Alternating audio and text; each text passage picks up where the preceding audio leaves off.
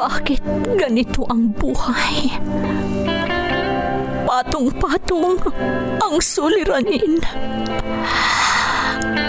Bakit kahit anong aking gawin, di ko mahagilap ang solusyon? Bakit napakadilim ng mundo para sa akin? Kailan sisikat ang araw upang lumiwanag ang daang aking tinatahak? Upang lumiwanag ang aking mundo? Bakit napakailap sa akin ng magandang kapalaran? Napipili ba ang dapat mabuhay ng matiwasay? Ang dapat lumigaya? Tao rin ako. Ngunit bakit ako naisasantabi? Bakit?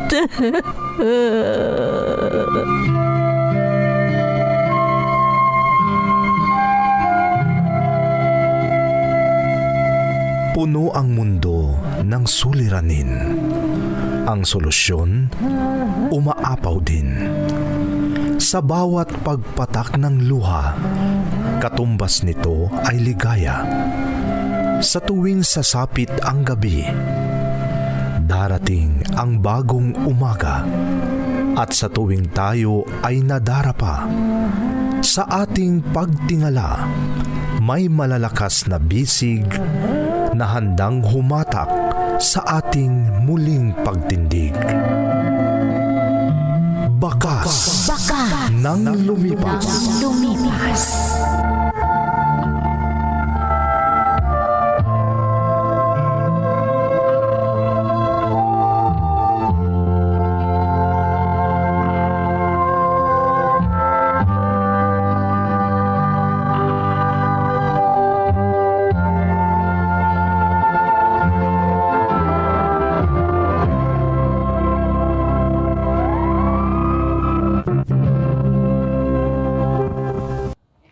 Don't forget to like and share and subscribe to this YouTube channel and hit the bell button.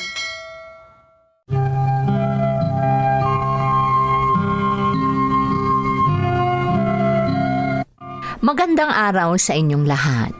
Ang kwentong ating bibigyan ng buhay ngayon ay hango sa karanasang ipinadala ni Ninoy na hindi na inilahad ang kanyang address. Ganito ang isinasaad ng kanyang liham. Dear Ate Emmy, itago mo na lang ako sa pangalang Ninoy at sa ngayon, 18 taong gulang na ako. Simula noong natagpuan ko ang inyong YouTube channel, na-excite ako at hindi na nagdalawang isip na ipadala sa inyo ang karanasan ko na siguradong kapupulutan ng aral. Nalulungkot ako noong hindi ko na naririnig ang dramang ito sa radyo dahil sa totoo lang, mula pagkabata ko, ang dramang ito na ang aking libangan. Lalo na't radyo lang ang palipasan namin ng oras sa aming malayong lugar. Sana ay mabigyan ng pagkakataong maisadula ang liham ko at maisaayos at maibase mo ito sa pagkakasunod-sunod ng mga pangyayaring aking inilahad.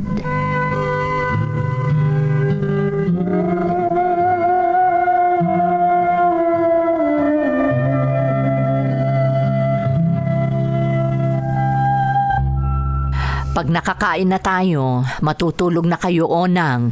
Ninoy. Hindi na ba natin hihintayin si Itay, Nay? Oo nga po, Nay. Baka hanapin niya tayo pagdating niya.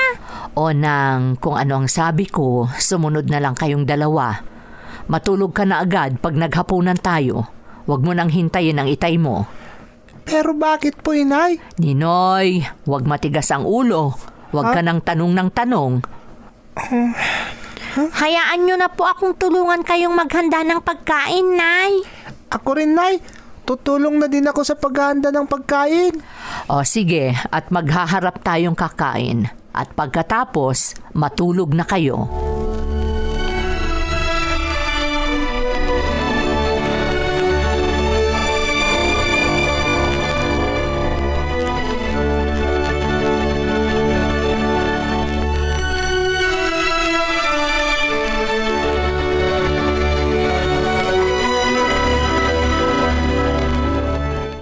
Ang hirap naman ng ganitong buhay natin, ate.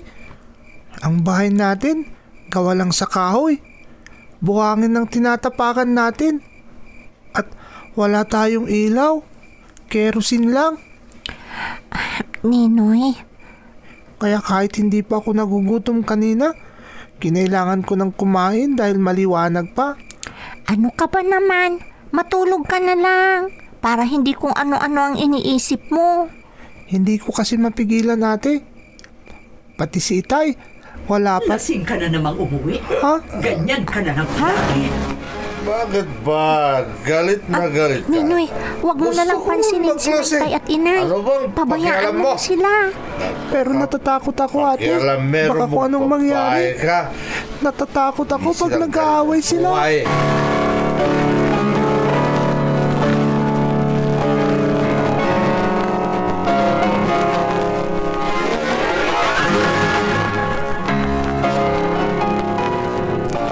Kung ang pinang-iinom mo ay binibigay mo na lang sana sa akin, dagdag sa para sa gastusin dito sa bahay, di hindi na sana sayang. Hindi na sayang ang pinanginom ko dahil nawala ang pagod ko sa maghapong trabaho. Ay, buwisit ka talaga. Lasenggo. Umigil ka na. Baka masaktan pa kitang buwisit kang babae ka. Sige, subukan mo. Subukan mo at tingnan ko lang kung ano ang pwede kong gawin sa'yo. Hinahamon mo talaga ako. Huwag kang saktan si Inay! Ha? Ninoy, bakit kising ka pa? Di ba sabi ko naman na matulog na kayo ng ate mo? Parang awan niyo na, Itay. Huwag niyo pong saktan si Inay. Parang awan niyo na po.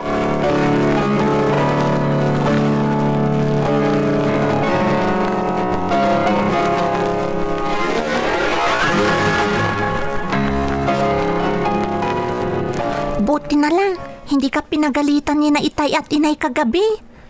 Ate, Bakit kasi bumangon ka pa? Alam mo na ngang nag-aaway sila. kung hindi ko sila linapitan nung nag-aaway sila, malamang nasaktan na ni Itay si Inay. Ninoy, At hindi ko hayaang mangyari yun, ate. hindi ka pa ba nasasanay? Lagi naman silang ganyan, di ba? Nangyayari yan tuwing uuwi ang tatay na lasing. Ate Onang, Nakakasawa na nga.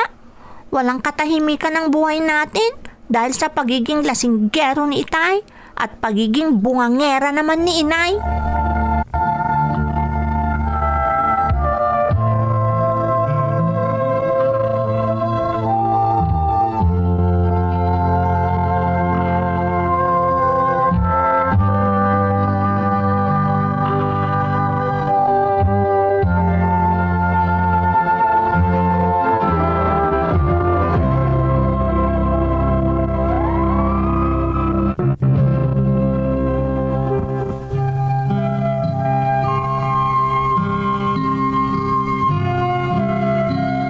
Mabait naman ang tatay ko kapag hindi lasing.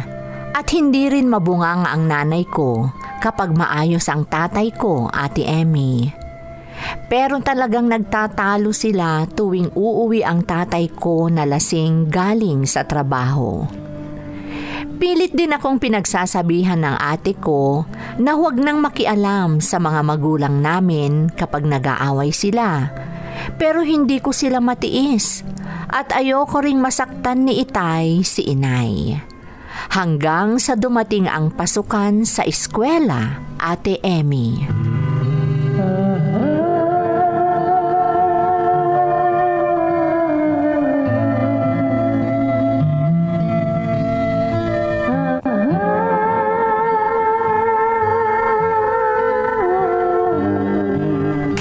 sandali lang, ate. Magpahinga muna tayo. Pagod na talaga ako. Oh, sige. Pagod na rin ako. Malayo pa naman ang eskwelahan, ate. Oo nga, pero magtiyaga na tayo. Ilang kilometro pa ang lalakarin natin bago tayo makarating doon. Oo nga, ate. Tsaka, nahiya akong pumasok. Ha? Bakit naman? Tignan mo naman, ate. Nakalagay lang sa supot ang kwaderno at lapis natin. Wala man lang tayong school bag. Ninoy, Nakakahiyang ganito, ate. Siguradong pagtatawanan tayo sa paaralan.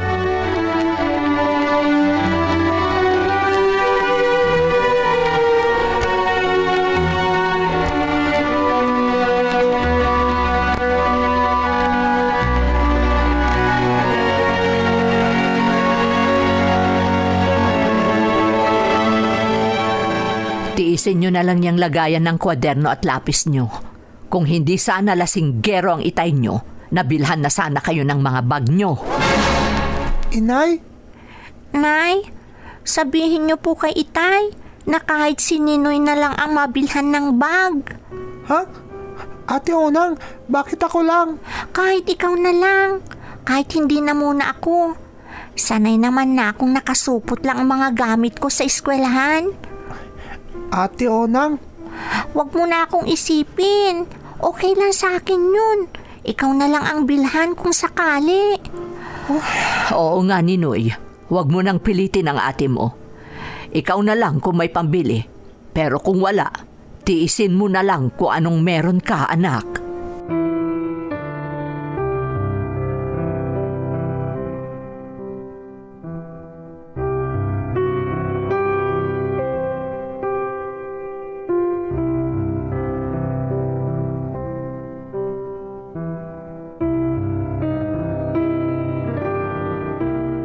Gagamitin naman ng anak mo sa eskwelahan ang pinabibili ko sa'yo.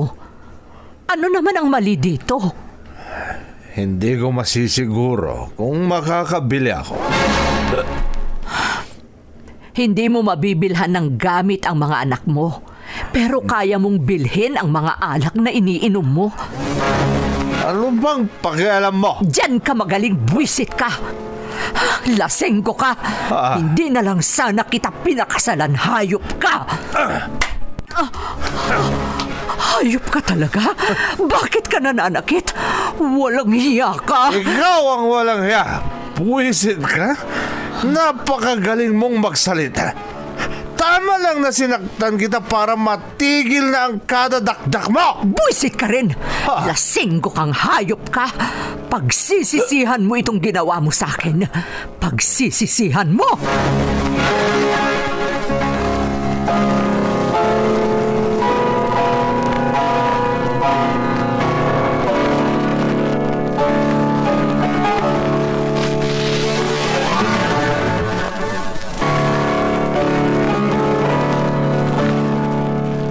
Sige, bilisan niyong mag-empake ng mga gamit niyo, Ninoy.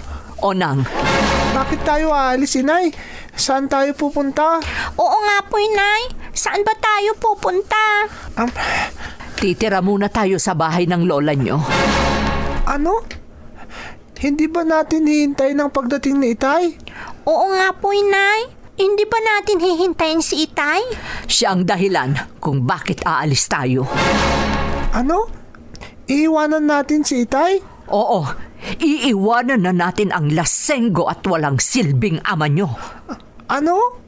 Ha? Pero bakit, Inay? Bakit natin iiwanan si Itay? Oo nga po. Wala kasi siyang kwenta. Lagi na lang lasing, nananakit pa. Huh? Kaya iwanan na natin ang magaling niyong tatay.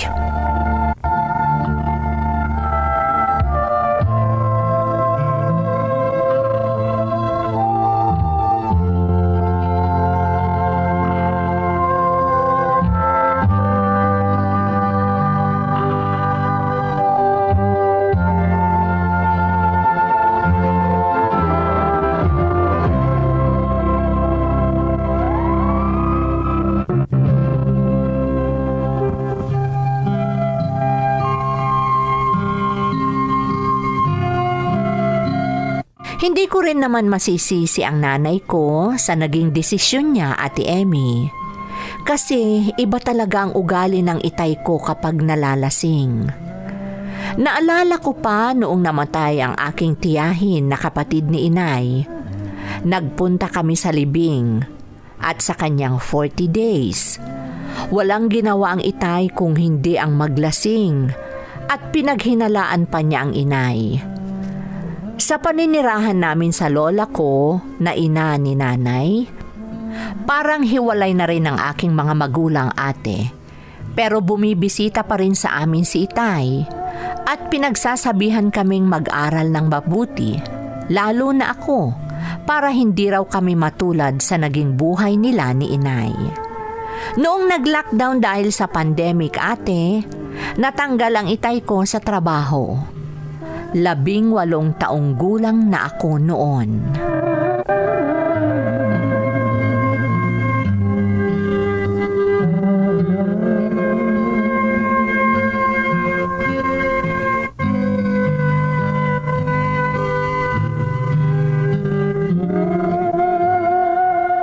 Ano pa naman si itay?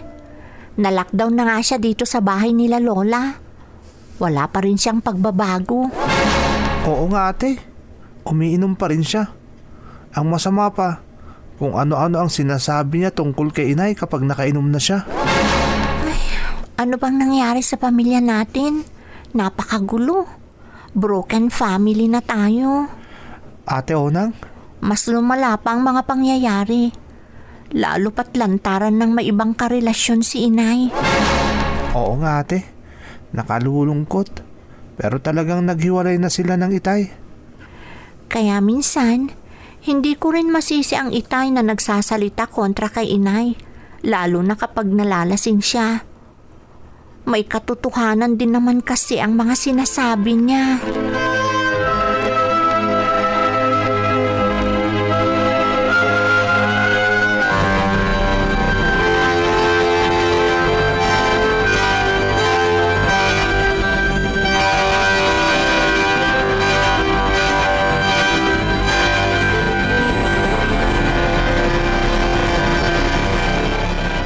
Onang, aalis ako.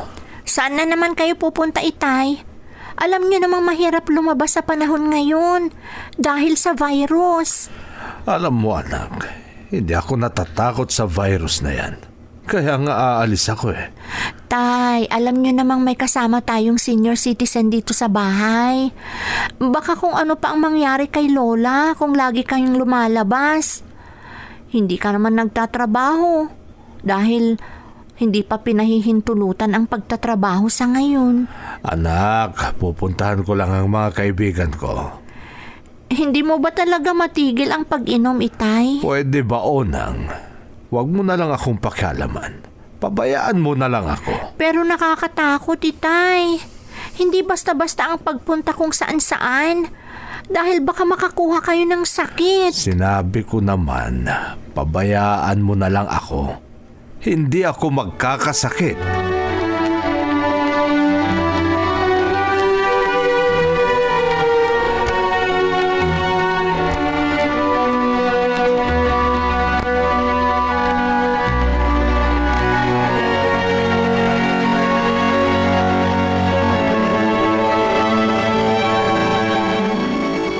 Ay, ang kapal talaga ng mukha ng itay mo.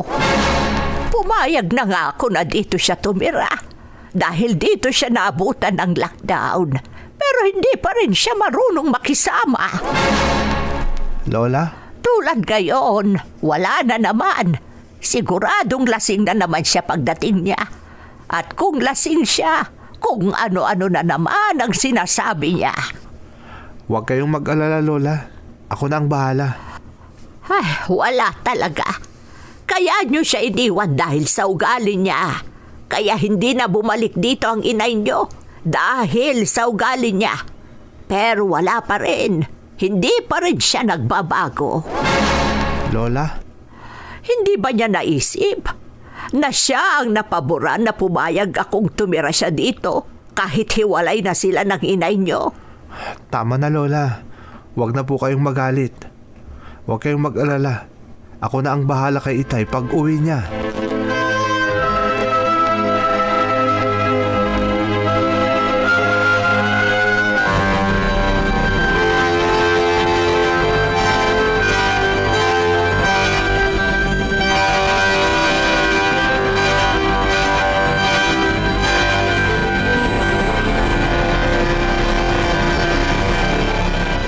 Talagang malandi ang nanay niyo.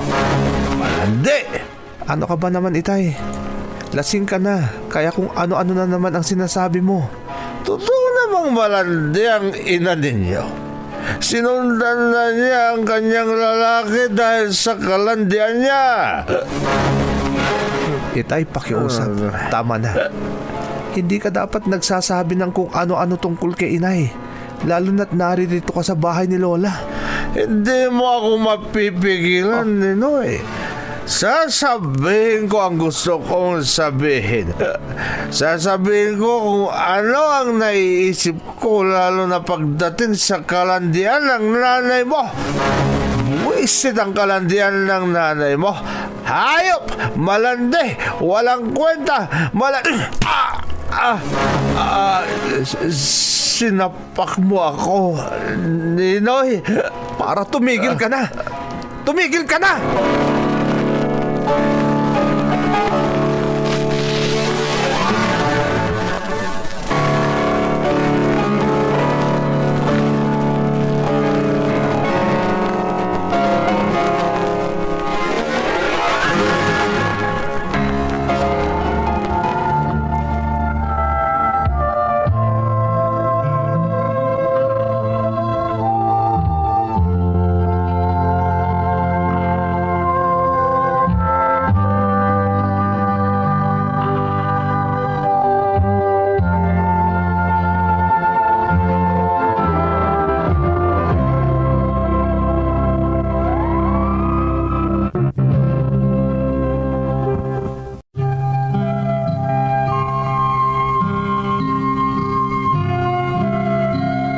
Hindi ko rin namalayan ang nangyari, Ate Emmy, dahil hindi ko napigilan ang sarili kong saktan si Itay.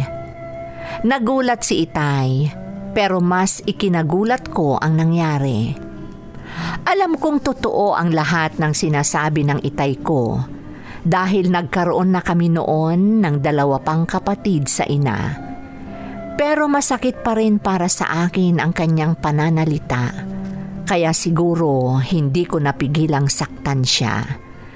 Pero kahit ganon, pinagsisihan ko ang ginawa ko at ipinangako ko sa sarili ko na hindi na mauulit dahil alam kong mabigat na kasalanan sa Diyos ang kamuhian at saktan ang kanilang mga magulang.